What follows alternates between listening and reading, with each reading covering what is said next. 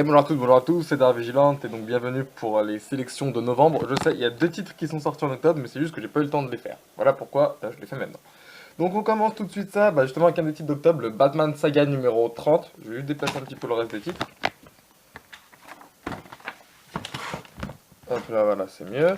Donc alors, Batman Saga numéro 30, contenant l'épisode de Batman numéro 28, Detective Comics numéro 28, Batman and Two-Face numéro 28, Batgirl numéro 28 et Secret Origins numéro 1. Enfin, d'ici nous sort, enfin, du moins Urban nous propose la saga Secret Origins. Je vais juste un peu, voilà, très bien. Du coup, alors, Batman 28, scénarisé toujours par Scott Snyder et dessiné par Greg Capullo, hein, toujours. Avec une cover que je trouve plutôt stylée. Batman dans un point d'interrogation avec les ossements. Alors, retour de notre citoyen de Gotham préféré, dans un numéro 29 bien intense, si je puis m'exprimer ainsi. D'ailleurs, je ne sais pas si vous l'avez remarqué, mais on passe direct du numéro 27 au numéro 29. Ce n'est pas une coïncidence, puisque le numéro 28, d'après ce que j'ai compris, n'est pas lié à Year Zero. Voilà pourquoi Urban l'a mis de côté. Bref, on est toujours en Year Zero et les choses vont beaucoup s'intensifier. Scott va naviguer, ouais, enfin Scott Snyder, vous avez compris, va une fois de plus naviguer entre un passé, le passé encore plus lointain que prévu, donc les flashbacks de l'enfance de Bruce Wayne, si ma lecture est correcte, et ma lecture est correcte, donc pas de problème, avec des planches de Capullo toujours aussi épiques. Je vous montrerai bien une autre planche, mais en fait, j'ai peur de spoiler un passage, donc je vais éviter. En même temps, c'est dommage, hein, parce que elle est juste énorme. Bon, allez, spoiler pendant 2 secondes. Prêt? 3, 2, 1, tada! Elle est géniale. Bref, et donc voilà. C'est plutôt cool. C'est même plutôt très bon. Et dans ce numéro, toutes les phases donc des deux temporalités, en gros, ont un intérêt. On va enfin comprendre pourquoi les parents, pourquoi on voit les souvenirs des parents de Bruce par moment, des soldats en mission, tout est bien mis, etc. en place, et on prend vraiment son goût à la lecture.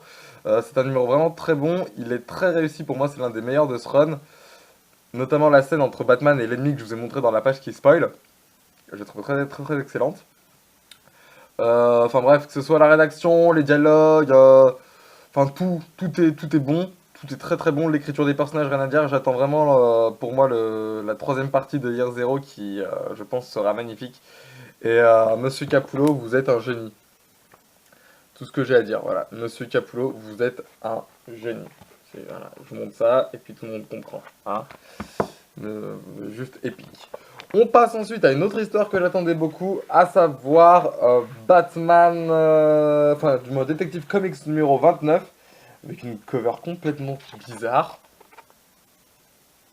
Je sais pas si on peut bien voir.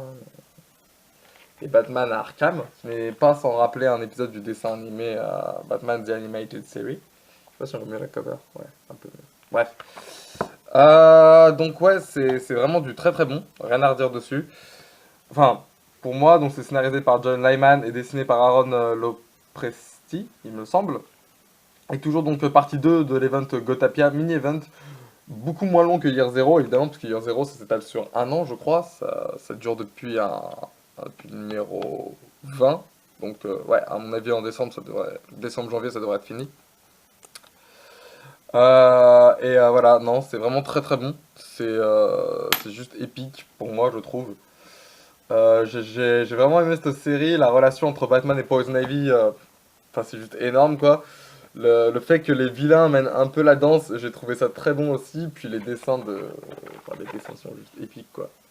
Batman et Catgirl, enfin non c'est même pas Catgirl, c'est Catbird, et voilà c'est très bon. Alors comme je dis certes c'est moins long que Year Zero, donc c'est un peu moins développé, ça c'est un des points noirs du truc. C'est pas une histoire ultra transcendante, mais pour moi je trouve ça très satisfaisant. C'est pas du tout pénible à lire et moi je trouve ça très bon. Ça sonne un peu comme enfin la révélation sur savoir ce qui se passe à Gotham, pourquoi Gotham est devenue aussi chaleureuse, lumineuse et chatoyante que Metropolis. enfin pour ma part. Et le moment fort du numéro, comme je dis, c'est la relation entre Batman et Ivy qui est juste excellente, quoi, que moi en tout cas j'ai trouvé très drôle. Et le personnage de Catgirl qui est vraiment un très bon, l'un des meilleurs points de cette histoire et de ce numéro, je pense.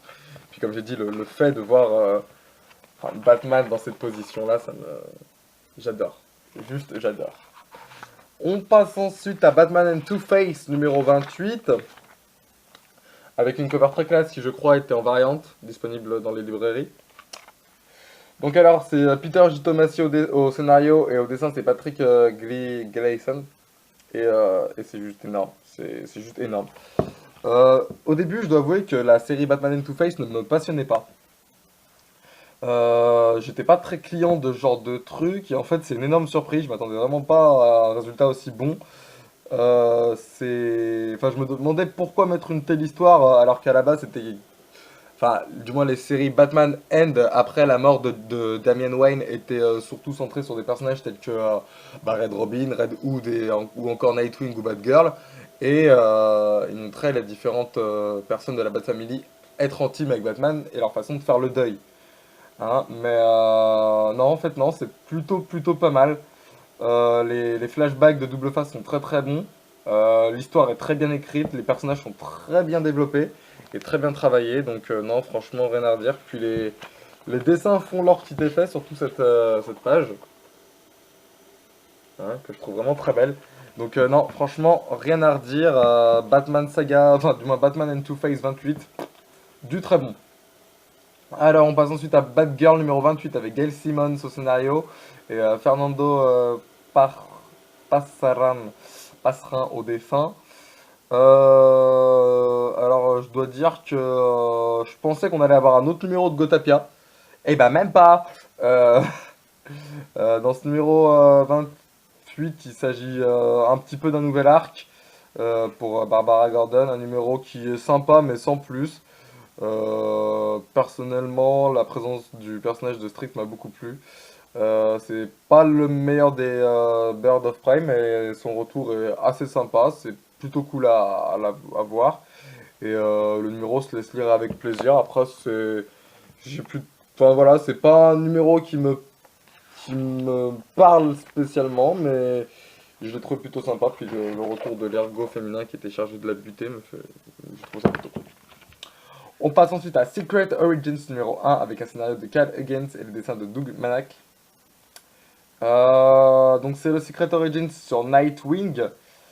En gros avec de nouvelles origines rebootées en mode Flashpoint. Et qui nous montre la première année de Grayson en tant que Robin. Et c'est 11 pages.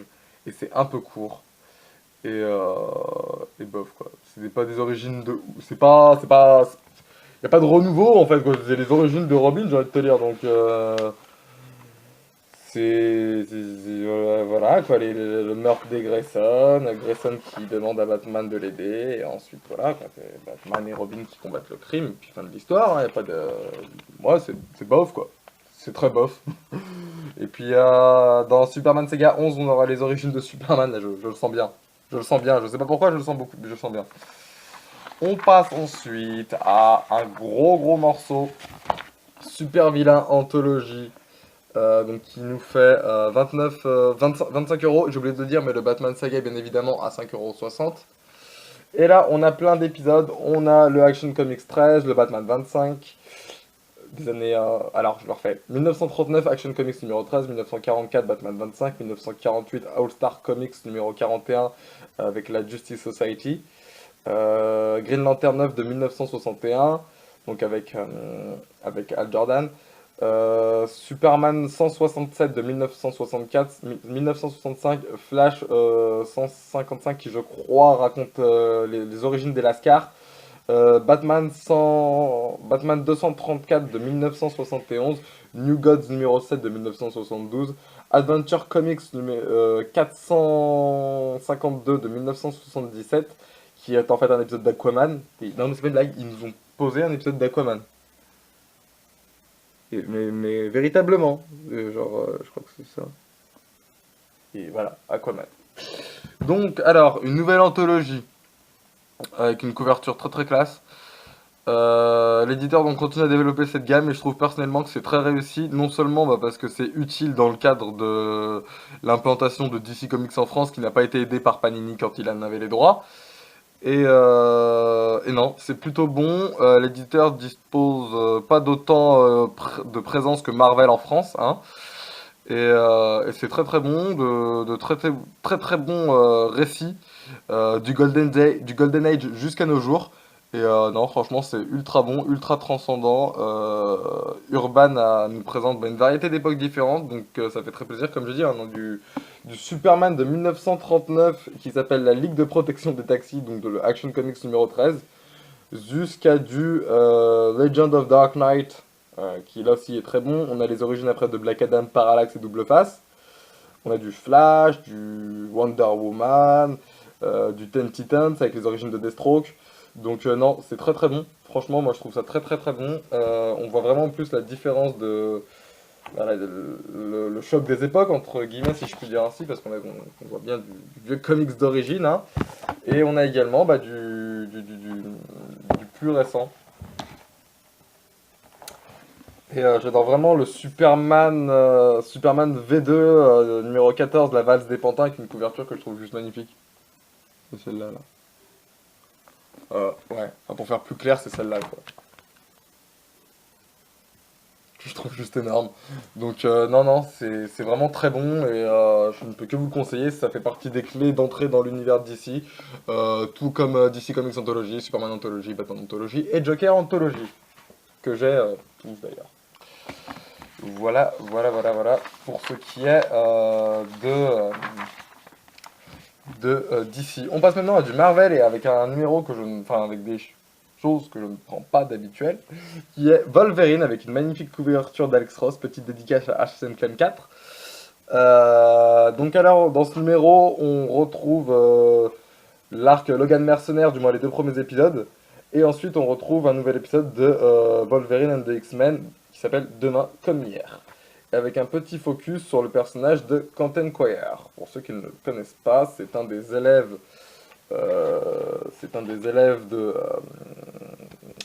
l'Institut Jean Grey, dont Logan s'occupait, et, euh, et c'est un peu le gros rebelle de la classe, il a un petit côté Vixidius. Donc rien à dire en gros sur la série Wolverine où le personnage continue de mourir, entre guillemets, du moins il est privé de son facteur guérisseur. Donc c'est pas plus mal, moi j'ai beaucoup apprécié en gros ce premier arc, je pense, de la série Wolverine où il est méchant, la nouvelle série Wolverine où c'est un méchant. Et non, c'est plutôt bon, c'est plutôt sympathique à lire. Donc c'est scénarisé par contre, alors je vais vous dire ça tout de suite parce que j'ai pas ça sous les yeux. Alors c'est scénarisé par Paul Cornell et c'est dessiné par Ryan Stigman et les dessins de Ryan Stigman font toujours aussi plaisir. Voilà. Avec en plus en guest le supérieur Spider-Man qui est présent, comme on peut le voir. Et des dessins de Wolverine dans une position très sympathique, qui font bien plaisir. Donc non, franchement, rien à redire. J'ai beaucoup apprécié. J'ai pas l'habitude de lire beaucoup de Wolverine. Et je dois avouer que ça m'a fait plutôt le plaisir de voir Wolverine comme je n'avais pas l'habitude de le voir, c'est-à-dire ultra puissant, qui fonce dans le tas, qui encaisse les balles, qui transperce tout ce qui bouge, et fin de l'histoire. On passe ensuite à Wolverine and the X-Men numéro 1, donc relaunch aussi de la série. Donc cette fois-ci signé par Jason... je vais pas dire de conneries... Jason Latour et non plus Jason Aaron, et Maoud Assar au dessin qu'on avait déjà pu voir sur Supergirl chez DC. Le scénariste instille une ambiance très différente de Jason Aaron, enfin de celle que Jason Aaron avait l'habitude. Il resserre un petit peu la base de tout ce qui a fait la série. On reconnaît pas vraiment les personnages dans la façon dont il les écrit, mais on les aime aussi bien. Quentin Quire est plutôt pas mal. J'aime assez bien la façon dont il est écrit. Après, j'ai pas spécialement l'habitude de lire, donc bon, je peux pas en dire. Mais la version de Jason Aaron qui avait tenu 42 épisodes, ce qui était un record pour Marvel, puisque Marvel aime bien rebooter les trucs. Là, j'espère que ça fera pas mal, mais apparemment la vision de l'auteur aura dégagé au bout de 11 numéros, avec déjà un retour annoncé sur un ton un petit peu plus léger pour la nouvelle version, parce que là c'est assez, j'ai trouvé ça assez sombre quand même pour une série Wolverine and the X-Men dans une école. Mais voilà, mais scénaristiquement c'est intéressant à découvrir pour ceux qui ne connaissent pas spécialement Wolverine. Non, c'est plutôt cool. Puis j'avais trouvé une page avec Apocalypse plutôt jolie. Donc non, franchement, c'est intéressant. C'est très intéressant. La couverture est classe quand même. Elle claque, quoi. Alex Ross, merci, quoi. J'avais déjà une même couverture dans le Mag Avenger du même style, il me semble. Je sais plus où je l'ai foutu. Pas d'autre quelque part par là, hein. Mais là, je l'ai pas sous la main. Mais franchement, j'attends aussi le numéro d'X-Men la semaine prochaine pour avoir ma couverture de Jason Aaron. Et non, franchement, l'arc du coup Logan Mercenaire est plutôt bon. Donc c'est un nouveau point de départ. C'est un numéro 1. La couverture en relief, par contre, elle est tellement classe. Non, franchement, je vous le conseille. Je vous le conseille. Pour une fois que j'ai du Wolverine, on va pas s'en priver, hein. On passe ensuite à Spider-Man numéro 17 avec l'arc Goblin Nations. Avec cette couverture là, la couverture 17A. Couverture que je trouve très jolie. Avec les épisodes 29 de Superior Spider-Man et l'annual numéro 2, Spider-Man Team Up 11 et 12. Et Superior Foe of Spider-Man numéro 12. C'est plutôt bon. Avec l'arrivée de Spidey 2099 dans l'arc Goblin Nations. Dan Slott comment vraiment en fait allier tout ce qu'il a mis en place depuis le lancement. Bon, certes, alors Miguel O'Hara n'a pas un très gros rôle, mais ça fait plaisir de voir que Dan Slott ne l'a pas oublié. Puis la série, il me semble que Spider-Man, tous les kiosques connaissent plus ou moins un relaunch en janvier. Et on aura donc la série de Marvel Now, Spider-Man 2099, qui m'a l'air très prometteuse. Donc non, c'est plutôt sympathique. Dan Slott nous dévoile un peu plus sur les plans du Bouffon Vert. C'est vraiment très bon. Malheureusement, bah, pour ceux qui ne le savent pas, la série s'arrête dans 2 numéros. Ce qui est un peu dommage, mais elle redevient The Amazing Spider-Man. Là, par contre, cette planche-là est magnifique. Je trouve ça juste énorme, quoi. C'est très bon. Moi, en tout cas, j'adore. Déjà, d'une façon générale, j'adore le Bouffon Vert, donc la question ne se pose même pas, hein. Mais voilà, quoi, moi je trouve ça juste excellent, hein. Donc non, c'est très bon. Moi je trouve ça très bon. On lance donc déjà avec le Spider-Man de 2099 qui est présent. Donc voilà, non, moi je trouve ça vraiment très joli. On a ensuite l'épisode où Octopus se remémore une époque où il était de mèche avec Norman Osborn. Enfin, du moins avec le bouffon. Que je trouve là aussi très bonne. J'ai vraiment apprécié cet épisode par contre, le fait de les voir ensemble, quoi, je trouve ça juste excellent, quoi. C'est vraiment très bon. Rien à dire de ce côté-là, c'est plus un villain team-up pour le coup qu'un véritable Spider-Man team-up. Mais c'est vraiment pas mal. Donc non, franchement, rien à redire. Le magazine Spider-Man est pour moi l'un des meilleurs mags de Marvel, tout simplement, avec les X-Men. Enfin, du moins, ouais, une partie du mag X-Men. On verra là-dessus, hein. Non, et c'est très bon. Et Superior Foe Spider-Man, c'est toujours aussi drôle, toujours aussi barré. Et franchement, c'est une série qu'ils ont bien fait de nous mettre en France. Je vous leur dis bravo. Bravo les gars, c'est juste très bon. Voilà. On a ensuite un et si Spider-Man avait tué Kraven le chasseur, et je peux pas vous en dire grand chose parce que je l'ai pas lu. Voilà. Je préfère être honnête, j'ai pas lu. On passe ensuite au crossover, fin du crossover entre les X-Men et Iron Man, donc fin du procès de Jean Grey. Alors, sur la conclusion, c'est un peu une déception. Les épisodes précédents n'étaient pas brillants, mais avaient une certaine fraîcheur. Hormis les quelques petites incohérences, comme Gladiator qui devient un sacré connard, et la résurrection du père de Cyclope, en fait, Bendis s'est dit, vas-y, c'est all-in pour tout le monde. C'est moi qui invente les persos, j'en ai rien à cirer. Donc ouais, c'est plutôt pas mal. Enfin, non, en fait, non. D'ironie, hein, pour ceux qui n'avaient pas compris. C'est un peu une déception. En fait, j'ai l'impression que Bendis tord un petit peu les personnages pour faire en sorte qu'ils rentrent dans son récit. Et peu importe si ça manque de fond et de cohérence avec la continuité, on s'en fout. Le scénariste a décidé de mener son histoire comme il le souhaite. Et il essaye de faire un petit hommage au run de Clermont, mais c'est complètement foiré. Ce n'est pas Clermont qui veut, hein. Et ça manque de caractérisation en manière de personnage, ça manque d'épiquerie. Le procès original de Jean Grey était très très très très bon. Il y avait vraiment des personnages déchirés, il y avait une véritable conclusion et des conséquences assez lourdes pour les X-Men. Là, Bendis fait l'inverse et sa conclusion est trop facile pour moi, je pense. Donc, une petite déception. Voilà, donc ça c'était pour le procès de Jean Grey dans son intégralité. Donc ensuite, on passe au reste des séries, donc notamment X-Men, enfin du moins Uncanny X-Men, le bon, la brute et l'inhumain.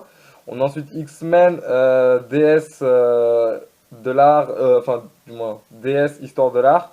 On a ensuite la partie 2 d'Inhumanity et on a A plus X avec Superior Spider-Man et Magneto, qui est vide de sens. Alors, le Supérieur, il est scénarisé par. Enfin, du moins, le A plus X est scénarisé par Max Bemis et dessiné par David Lafont. Au New X-Men, bah, c'est vrai, c'est Bendis et les dessins sont de Stuart Timoen. Uncanny X-Men, c'est toujours de Bendis et par contre, les dessins sont de Marco Ruddy. Inhumanity, c'est de Matt Kind et les dessins sont de Paul Davidson. Et pour Amazing X-Men, c'est Monty Nero et les dessins sont de Salvatore Larocca. Alors, j'ai bien tiré sur. J'ai tiré dans l'ambulance, sur l'ambulance. Donc on va passer tout de suite à Amazing X-Men avec une couverture très classe de Tornade. C'est assez sympathique, franchement. Ça fait du bien de voir quelqu'un d'autre que Diablo. Plus centré du coup sur Tornade. Et c'est pas plus mal. J'ai trouvé ça assez sympathique. Même si c'est pas non plus révolutionnaire, ça se laisse lire avec plaisir, donc bon, pas de problème avec ça. L'épisode de Uncanny X-Men est vraiment très cool, puis la couverture elle est monstrueuse. Claque la couverture, le flingue sur la tente de Cyclope et lui qui a un putain de sourire. Je trouve ça énorme, puis merde, putain, les dessins quoi. Les dessins ils sont monstrueux, putain. Donc non, franchement, rien à redire de ce côté-là, c'est très sympa. Franchement, j'adore vraiment Putain, merde, quoi. C'est juste monstrueux, donc non, franchement, j'attends vraiment la suite avec impatience.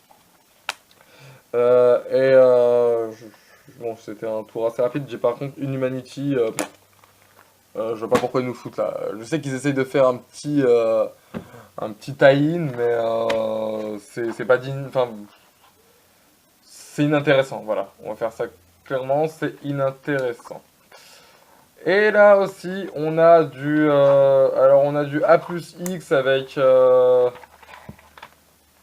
enfin c'est Iron Man et Broo, donc qui est un Broad qui a rejoint les X-Men, si j'ai bien tout compris.